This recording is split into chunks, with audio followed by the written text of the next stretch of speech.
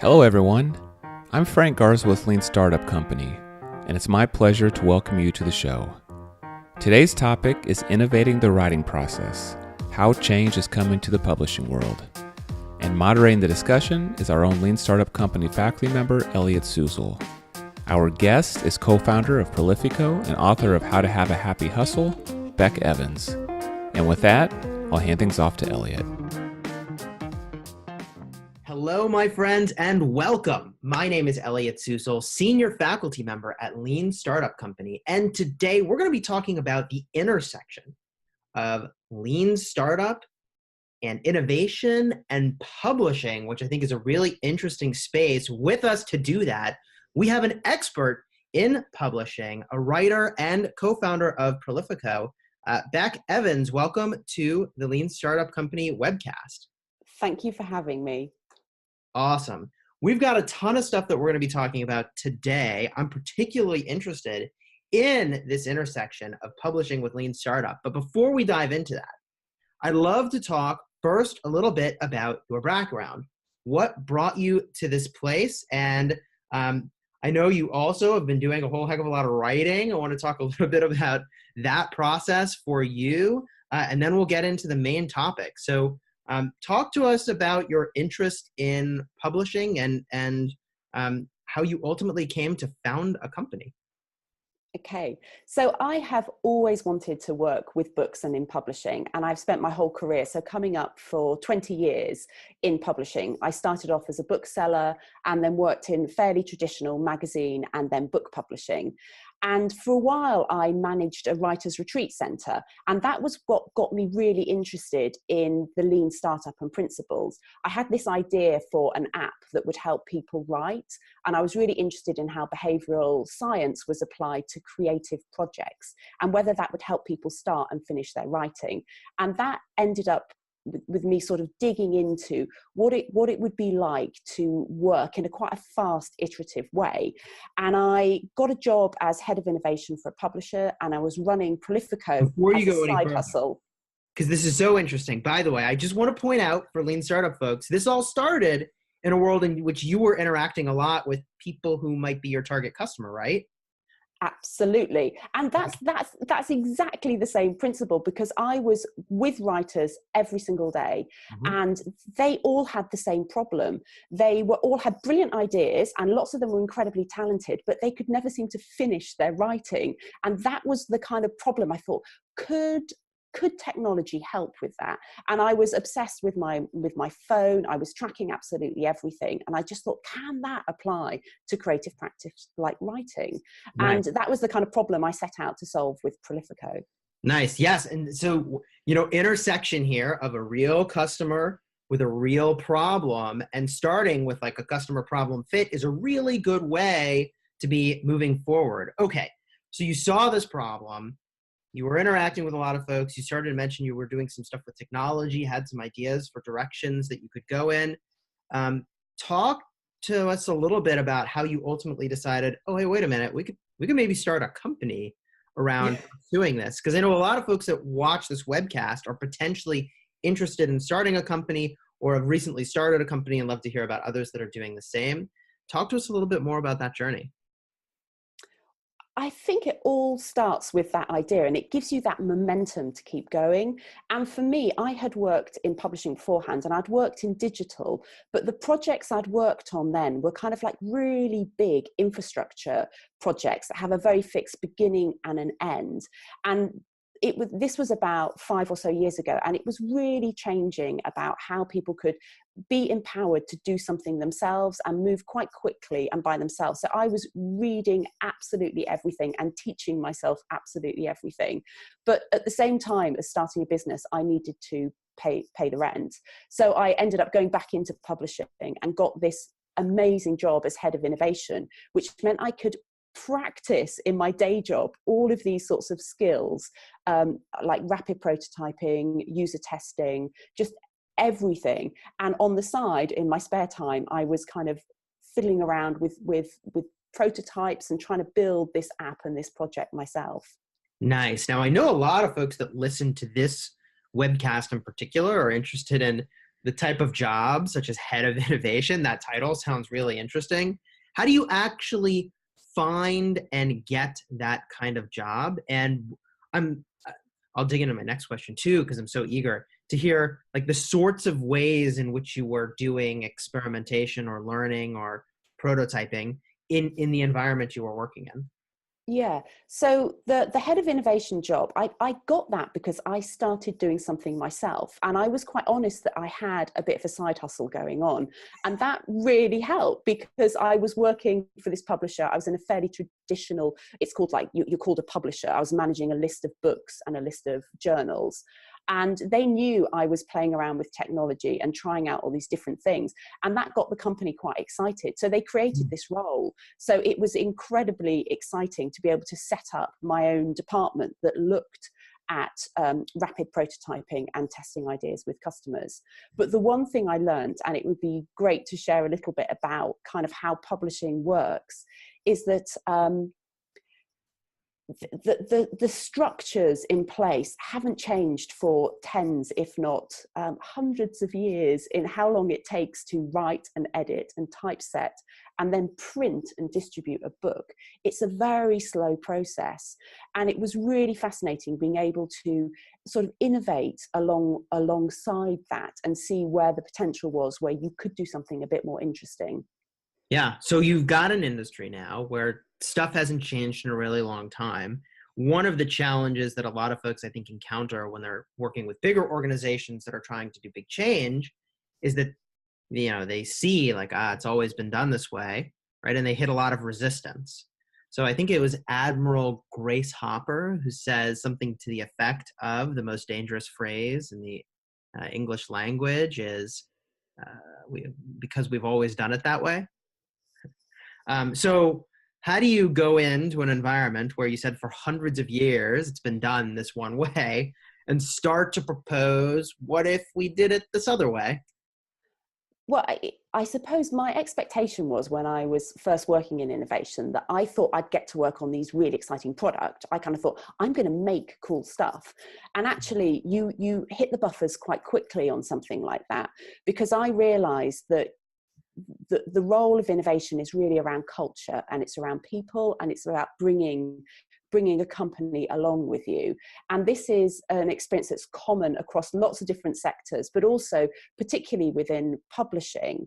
And I've got some other examples of how other publishers have been able to overcome that as well. So there's this one publisher in England called Pan Macmillan, and they've been going for 176 years. And they produce a whole range of fiction, sort of literary and novels and non-fiction books. Yeah. And it can take them up to 2 years to get a book published from the moment it's submitted. It can be a bit faster for non-fiction. It could be around a year, but the lead times are so slow. And it's just exactly like old waterfall project management, where you have to do one task after another. And it really feels like you're limiting the opportunity for innovation. But this publisher in particular, they have a digital team, which is sat within their comms department. So it's really close to their customers. And they just were very enthusiastic about setting up different projects where they could play around a little bit.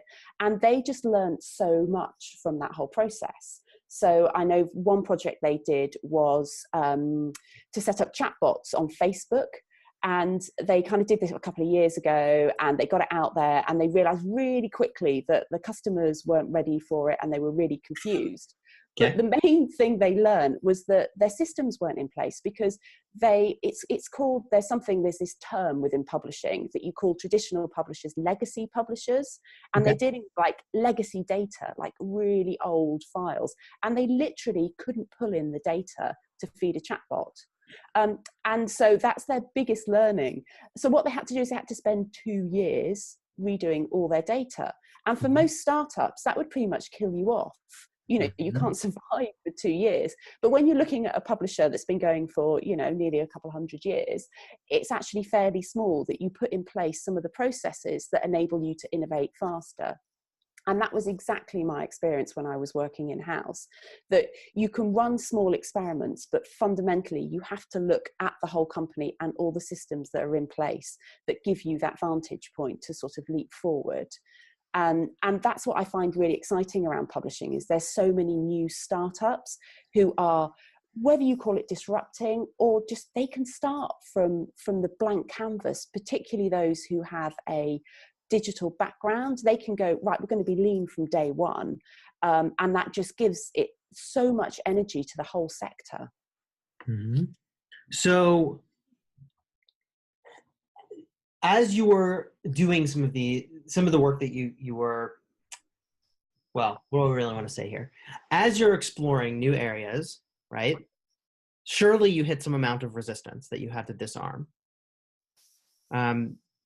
What do you do in those sorts of situations? Because I have to think that some of these same techniques, regardless of industry, can be applied to get through those situations. So how did you navigate those sorts of situations when you encountered them? Well, I think any change management process is fundamentally all about people. So communication becomes absolutely top of that. And I found I was using, when we were making product, we were using things like empathy maps and sort of tools to understand our users and our customers better. But actually, I found you can do that to work with your own colleagues. So we created a whole series of empathy maps for different roles within an organization, which meant we could figure out what, for example, the finance department, what's really bothering them as opposed to the kind of the C-suite, and the people who were working in marketing and in traditional publishing roles. And it just helped us tailor our messages. So when we ran workshops, we could figure out how could we communicate better with those people and bring them along with us. Nice. You know, it's funny, I was just re-listening to Radical Candor, and one of the lines that really stood out to me is someone was really frustrated that something didn't go the way they'd expected. And the author asks, well, like, did you account for how they felt about what was happening? And so that I think is in strong alignment. And you're right, that in some ways it almost doesn't matter if you're onto an awesome, amazing, game-changing solution if you can't get everybody else to come along with you. And that does sound similar in this industry as it does to other industries. So then you, at some point, you've been in the publishing space for quite a while. You decide to write your own book, right? Yes, yeah. I mean, it goes back to that sort of childhood dream. That's probably what I always wanted to do when I was visiting the library as a tiny child, is I wanted to make those books myself. And it's sort of like a long apprenticeship working in publishing. But yeah, so a couple of years ago, I did a proposal for a book that got picked up by an agent and then a publisher. And what's really interesting is the book itself is about innovation. So I wanted to apply principles of innovation to the whole writing process. And, it's seeing that proposal was the first prototype. It was the first thing I had that tested the idea. Are people interested in this book? And so I visited lots of different publishers, and they all gave me feedback on it and what would work and what wouldn't. And that helps you iterate and improve what the overall book was. And that set me along a whole process of involving beta readers throughout the whole writing process, like checking back everything with this group just to see, is this what the audience wants? Are they confused? And it's hard to manage, but it meant that I was able to iterate as I was writing. And if anybody said, I'm confused, I don't like it, this is boring, this doesn't work for me, you have to figure out, well, why are they thinking that? And what can I do to make that better? Nice. A phrase that I often use when describing the lean startup is, a simple question. Is there anything we can do less than building the whole thing, right? Less than building the whole thing that would teach us whether or not the whole thing is worth doing? What's that little slice? And it's interesting to hear that you too thought about your book writing process in that same way of like, hey, wait a minute. What is the least amount I need to do to start to get meaning feedback to ensure that I go like this way or I go that way? And the intersection there with lean startup is pretty obvious. Yeah. Now, at what point in your career, right, you're doing work in innovation, you've been in the publishing space, you're also now writing your book. At what point did you bump up against lean startup as a methodology and learn sort of how that works and the way that we approach problems? It was very early on. So I can't remember when the book came out in the UK, probably 2014. And I've got a photo of me with my first lean startup book, because I remember I was wearing a pair of trainers and coat that was the same color as the cover.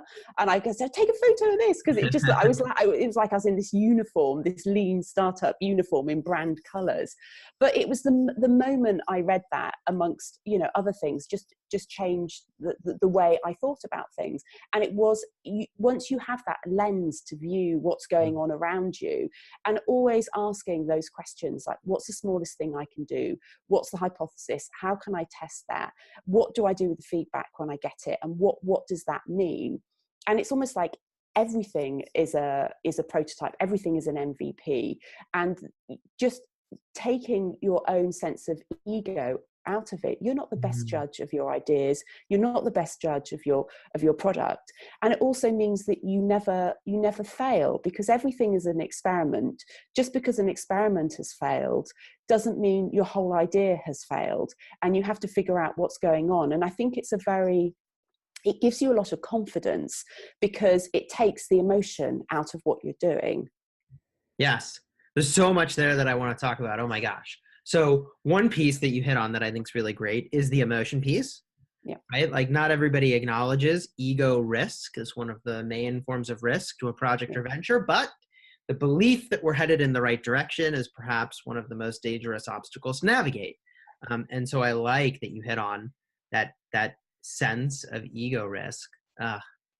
Gosh, if I had $1 every time I talk to a startup founder who'd convince themselves. Now, I bet you could tell me this is a similar situation, right? Getting funding, venture funding, and trying to find a publisher for a book. Because when you're seeking VC funds, you almost have to like convince yourself that everything is perfect and present this view of the world. Like, isn't it magical? And see, we could get this like hockey stick growth, and right. And like, I have to think that when you're pitching a book or a book idea to different potential publishers, that it's a similar vein, or do we have to present as if it's the most magical, wonderful things and sliced bread, even though in the back of your head, you might be like, is it really? Is that a similar dynamic? It's absolutely. So you could say a proposal for a book is very much like a pitch deck. Yep. And it outlines everything: your market, the content, the unique selling points, you know, all the benefits, you know, what essentially even what problem it's solving and how they're going to sell it. And what you do is you present it as you would a startup. And I've done many of those pitches myself. And but then you sit back and you take the feedback, and that was phenomenal for me to have experts. So a publisher would be an expert in the same way that a VC would, but also they will say, this isn't for us, this isn't for our market. And again, you can't take that too personally, because you can't say, you know, it is. You don't know as much as them. You can't argue with them. You need to kind of listen to what they say, take it on board, and think, like, what can I do about that? And sometimes you can't do anything. Other times you can go, actually, I can make this better, and I can be more determined. And I would say being an author is very much like being a startup founder. And having gone from being in publishing and then doing my side hustle, then starting a startup and then writing a book, it's a lot of the same skills and attitudes that are needed. Yes. And perhaps you could speak to this a little bit, but I have to think that the mental toughness required to be getting that kind of feedback, either on a book proposal or to start your own company, is actually very, very similar. It is. And I think there's some really exciting writers that are coming out or have been working in San Francisco and in the Valley who are using those principles in their writing. So, I mean, I can list a few examples from, you know, Guy Kawasaki. He uses loads of beta readers, very, very famously. Jake Knapp, who wrote Sprint, his latest book, Make Time, he had 1,700 people read that early copy. Could you imagine trying to deal with feedback on that scale? And there's people who write fiction as well. So one of my favorite fiction writers is a guy called Sloan, who works at Twitter. And he just posted a very early version of his novel up online just to get feedback. So it's the idea that for me, I treated my book as a prototype all the way through, and everything I did, whether it was the proposal, the table of contents, I just put that online on a Google Doc and just said, people tear it to pieces. And the amount of comments I got just meant that when I was writing it, I knew exactly what landed and what didn't. And when I had the first draft, and there's first drafts aren't good. First drafts are hideous. They're really, really embarrassing. It's that whole ship before you're ready. I just send that out to my beta readers, and some of them were experts and some of them were target audience. And I needed that mix to be able to get the right level of feedback.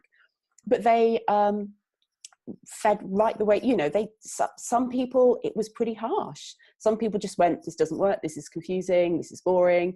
Other people, it's nice when you get good feedback because it keeps you going. Yeah. So I think you need that mix, but it's all about that mental toughness. And again, it's like for your first book, it's very much an expression of you and your experience. So my first book it's nonfiction. It's called How to Have a Happy Hustle, and it's a complete guide to making your ideas happen. So it's about innovation processes. So I had to write it in that way.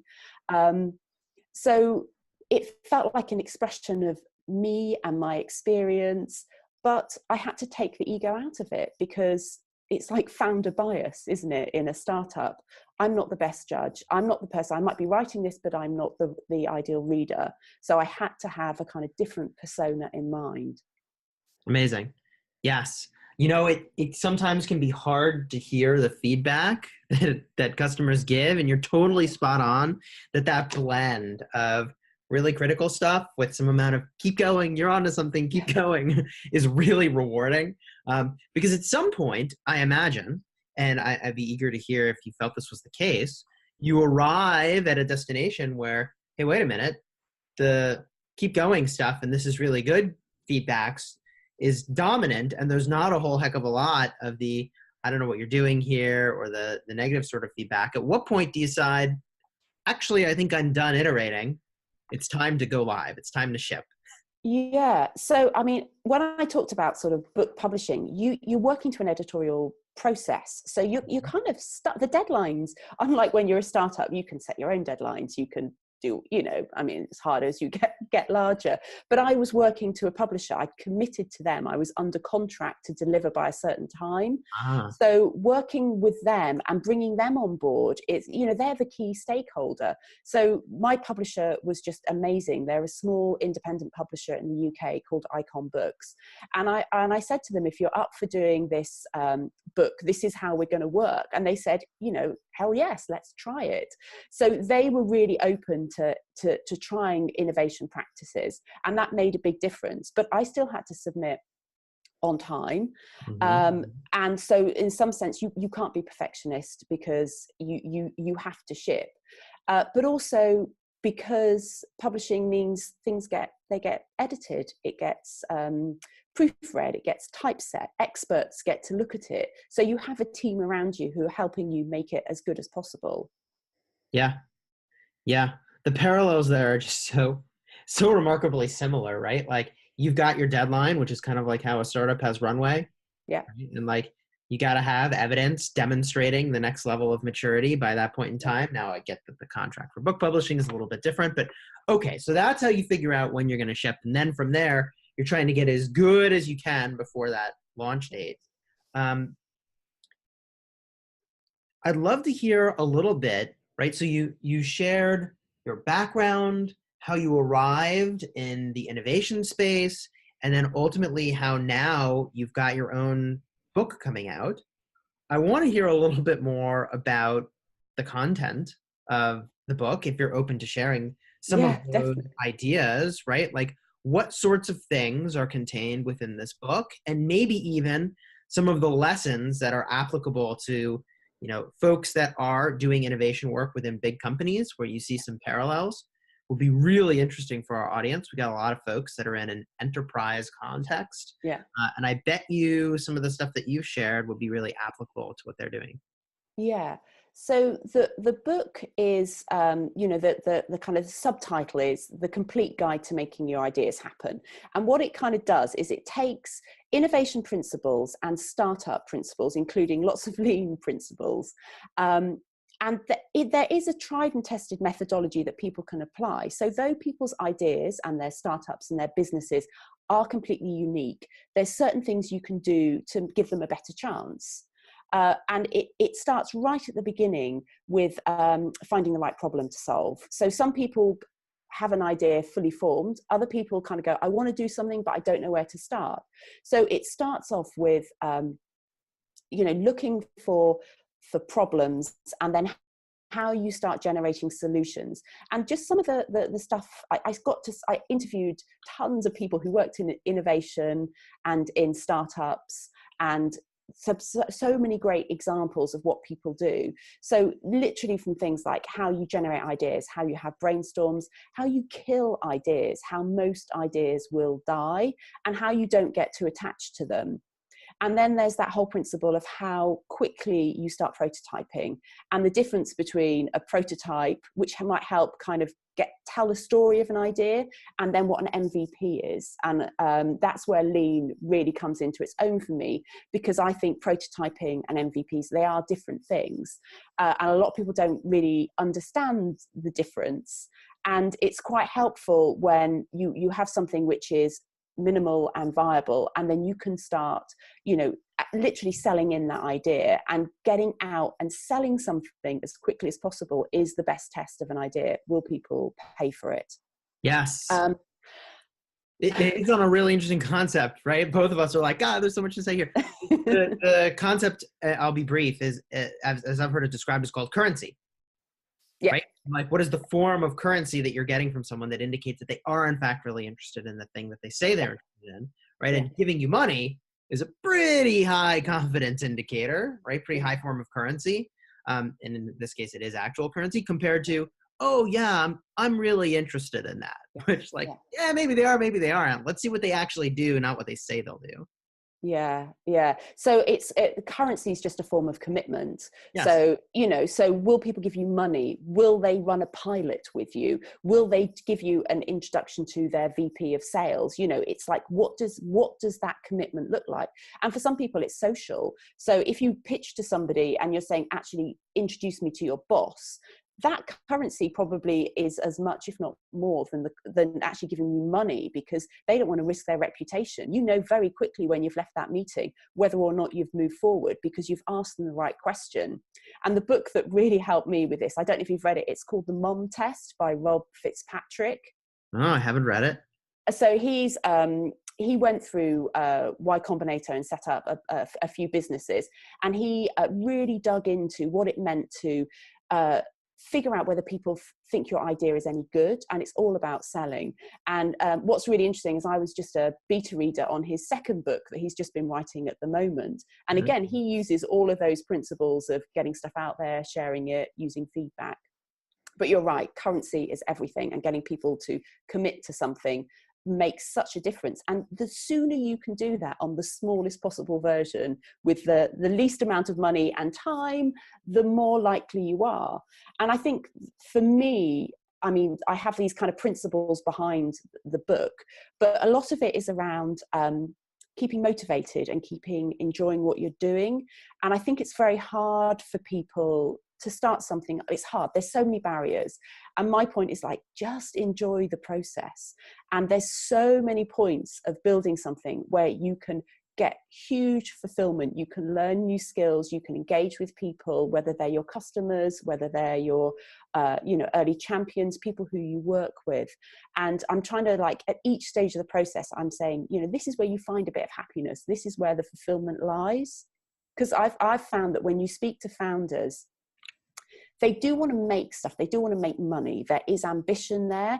But actually, the top reason people often give is just the fulfillment. They just love doing what they do. And I think that's what drives the persistence that will fundamentally make a startup or a new business a success. Yes, if you do not bring a ton of passion and a ton of fortitude, it might not come from somewhere else.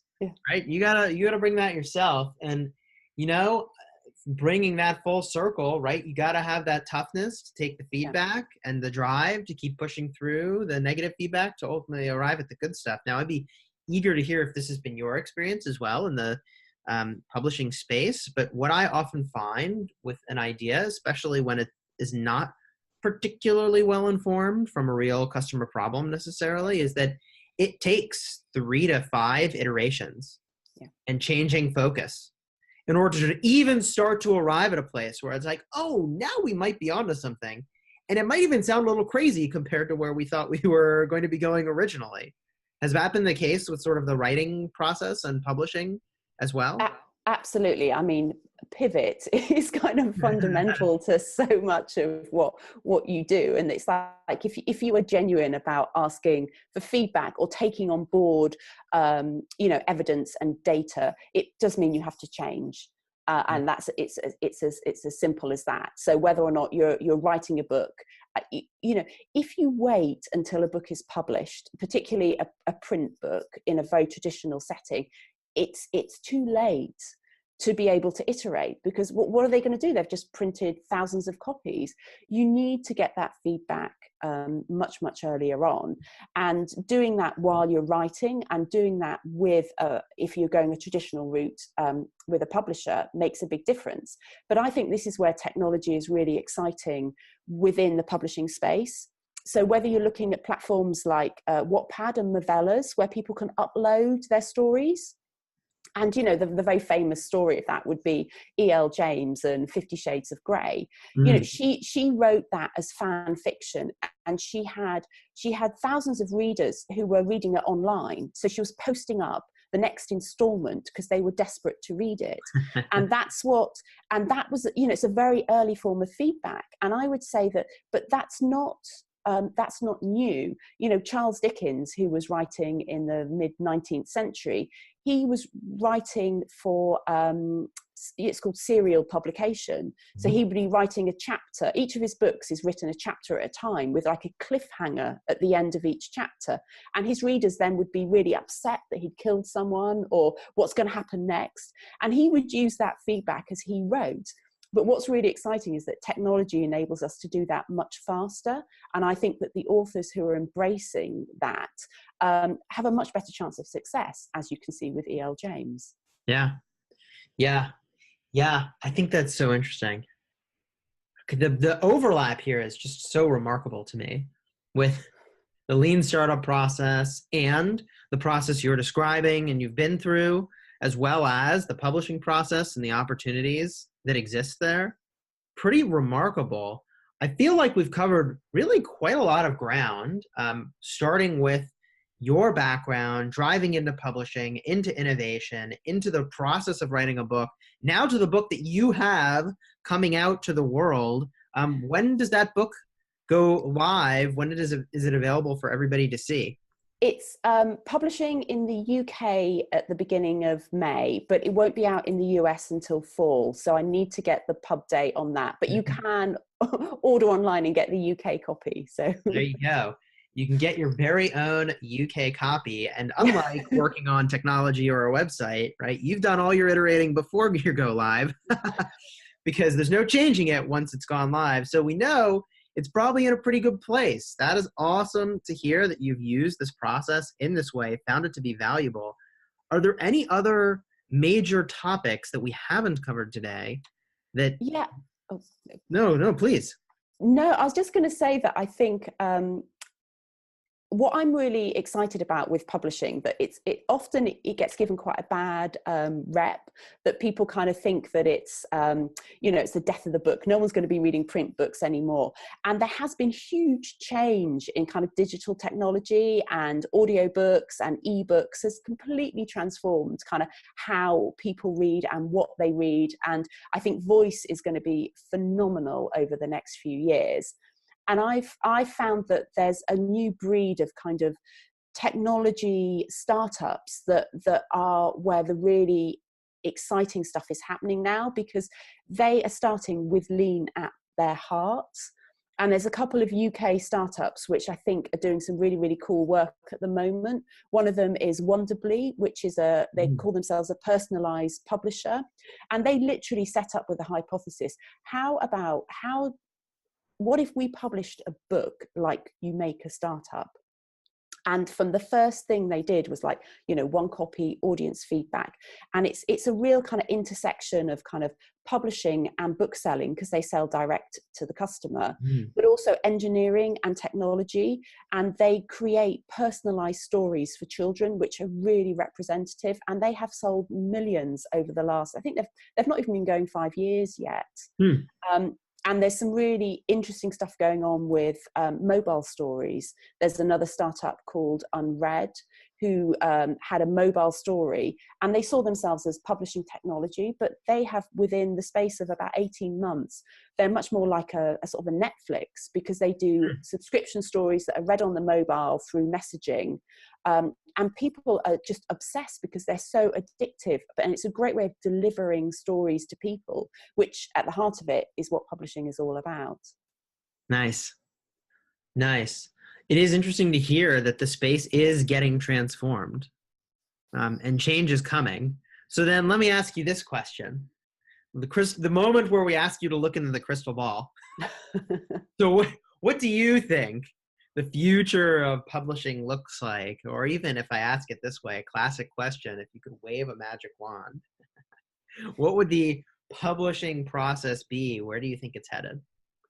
I think we'll still be reading old-fashioned print books. I don't think that's really going to. It's been so. Everyone keeps saying it's not going to. They're going to die off. Everyone's going to be reading digitally. It hasn't happened. So I think printed books will always have a place in our hearts. I think voice is going to be really transformative, because so much of what we do now is audio. And I think that is where the really exciting stuff is going to happen, whether that's even like choosing discoverability of books, like how you choose and pick a book as well as how you read it. But for me, what I really want is, I want old-fashioned publishers to still exist. I would just like them to work a bit faster and a bit more audience focused, basically. That's kind of comes down to it at heart, because I think they are stuck with some processes, but there is huge potential for innovation, and which can be an efficiency, and focusing on whose stories need to be heard and how people find those stories, I think is the most important thing for the future.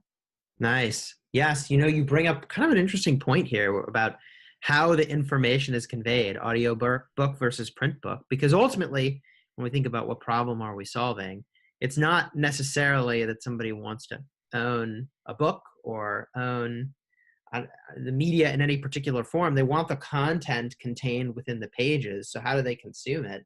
And that's where audiobooks go in kind of an interesting direction, totally different way to consume the exact same stuff. Solves the core problem I had potentially, which was just to see what was on the pages, right? And well, we didn't need the pages after all in the first place. I think that is interesting, and I'm eager to see how the solution space continues to evolve. Before we start to wrap up, are there any other big topics or things that we should talk about? I would say that the biggest problem that publishing faces, which is the one that we all face at the moment, is not having the time to read or to listen to stories. And I don't know how we fix that one yet. So that's a problem out there for your audience to fix, because we're all too busy. Yeah. Well, when I think about a parallel to other industries, right? There's only so much time to read books or listen to them or consume them in any way, right? And if you look at another industry, you look at the food industry, there's only so many humans and so many calories that should be consumed. And they've done some interesting things to get humans to consume more calories. Not that I necessarily think that's a good thing, but that was an expandable universe to some extent. And I wonder then, okay, so how do we do the same sort of expansion for people's availability and time for consuming these books? Either getting or creating ways for them to consume more, or making it easier to consume, or maybe there's some other things that I'm not even thinking of, we're not even thinking of, that will profoundly change the way we get books into our brains in the future. Yeah, I think it comes down to distraction as well, like paying attention, because Mm. reading is one of the few things that it's a solo activity. You can't multitask while you're reading because you're not reading. And that's where the pleasure, people who like reading and love books, like that kind of deep immersion into a story, and you can't get that anywhere else. And that's the thing that we need to stop distraction, I suppose. Yes, distraction, the enemy of reading. And you're right. Like I hadn't thought about the fact that you really can't multitask when you're reading a book, but I guess that's why I like audiobooks. Do the dishes and listen to the book. Well, I have really enjoyed chatting with you today. Sort of eye-opening to see all of the connections between the lean startup process and the publishing process and the way in which you can merge the two to ultimately get a better book, which again, your book is on its way out really, really soon, which is really exciting. If folks want to learn more about you, your book, your process, where can they find you? So you can find me online. The book is called How to Have a Happy Hustle, and there's a happyhustlebook.com. So just go to the website. My business that I'm a co-founder of is called Prolifiko, Prolifiko.com. And I'm on Twitter and Instagram and LinkedIn and all the usual places. Amazing, amazing. And remind us again, the kind of work that your company does. So if someone did want to reach out to you, what sorts of things should they contact you about? So it's a productivity tool for writers. So it helps people start and finish their writing projects. And it's a mix of technology, training, and sort of consultancy. And it's we work with individuals and with organizations, and we work with particularly sort of academics and businesses as well. So helping people write what they need to write and get it out into the world. I'm not saying I need to chat with you about that soon, but I need to chat with you about that soon. Thank you so much for being on our webcast. Again, my name is Elliot Susel. We've had the pleasure of chatting with Bec Evans. Thank you again for being here. And my friends, we've got more of these webcasts coming. If you enjoyed listening to this, you should like and subscribe. And until next time, you take care. See you, everybody.